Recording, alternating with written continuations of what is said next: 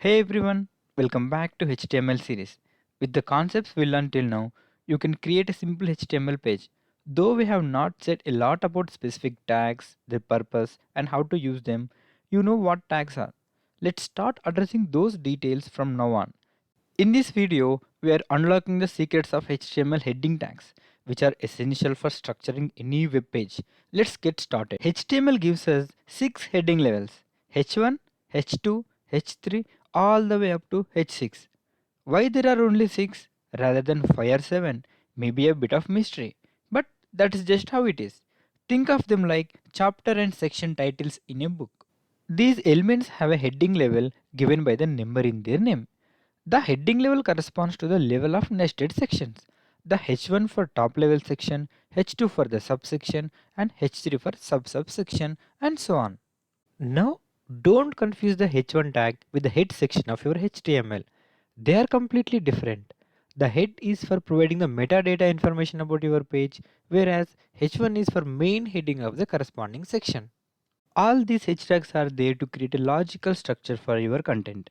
Let's see the corresponding HTML code to render this particular output. As we have discussed, you can see here that H1 tag was used to render the main title of the page, where H2 tags were used for subheadings, and finally H3 tags were used for sub-subheadings. By default, all H tags usually appear large in size and bold in style, and also they all start on a new line and take up the full width available in their containing block. By looking at its default style, you might be tempted to use it for text sizing or appearance. But remember, HTML is for structuring and CSS is for styling. So we need to use CSS for any of the stylings. We will cover the styling part in another video. The main takeaway is do not use HTML for styling, always use CSS. Headings aren't just for making your text look good, they are also essential for accessibility. Imagine navigating a website without being able to see it. That is the reality of a screen reader users, and headings are their primary way of getting around. Screen readers use those headings like a table of content and allowing user to jump directly into the sections they need. They might offer keyboard shortcuts to navigate by headings or present a list of all the headings on the page. This means user can quickly find what they are looking for without having to listen to everything. But here is the catch. If you skip heading levels, like going straight from H1 to H3, you are essentially ripping out the pages from the table of content. It makes it incredibly difficult for screen reader user to understand the page structure. Even sighted users can benefit from these outlines, especially on a long articles. Some browsers or browser extensions can actually show you this outline, making it easier to navigate. So the bottom line is respect the heading hierarchy. Don't skip levels. It is a simple change, but that makes a huge difference for accessibility. Proper heading structure also helps in search engines to understand your content, which can improve your search engine optimization. Let's see few real-time examples to understand this concept better.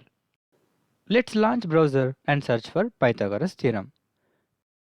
It will bring few results. Let's inspect them one by one by opening them in a new tab.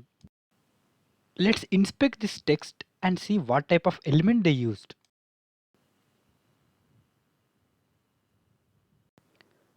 As you can see here, they used H1 tag. Let's go back and inspect another result and see what element they used. As you can see here, it is also an H1 tag. Let's verify for one more site as well.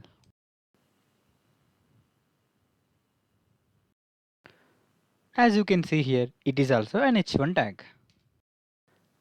Now let's change the search text and see. With just Pythagoras as a search text, it completely changed the result set. Now let's inspect these and verify whether they used H1 or not. As you can see here, it is also an H1 tag. Let's go back and inspect another result and see what element they used. As you can see here, it is also an H1 tag. I hope this demonstration helps you in understanding the importance of headings in SEO. Use this knowledge to improve your website's search engine ranking. Let's see one more interesting point about HTML structure. Let's take a look at these two code snippets. They might seem different in a first glance, but they are same in terms of their document outline.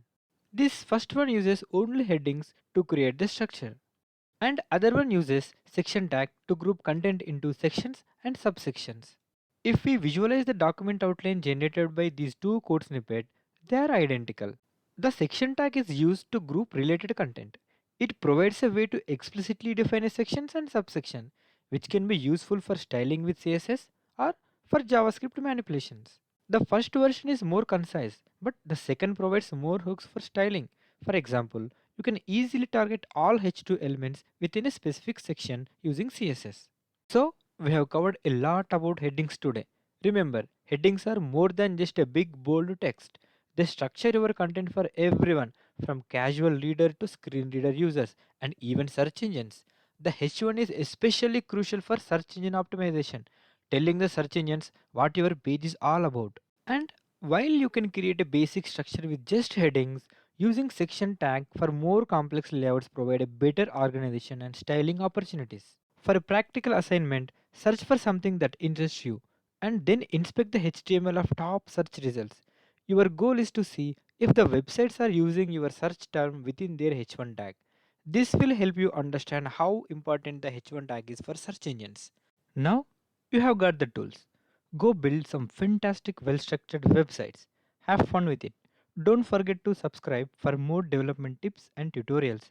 If you have any questions, please leave them in comment section. Thanks for watching.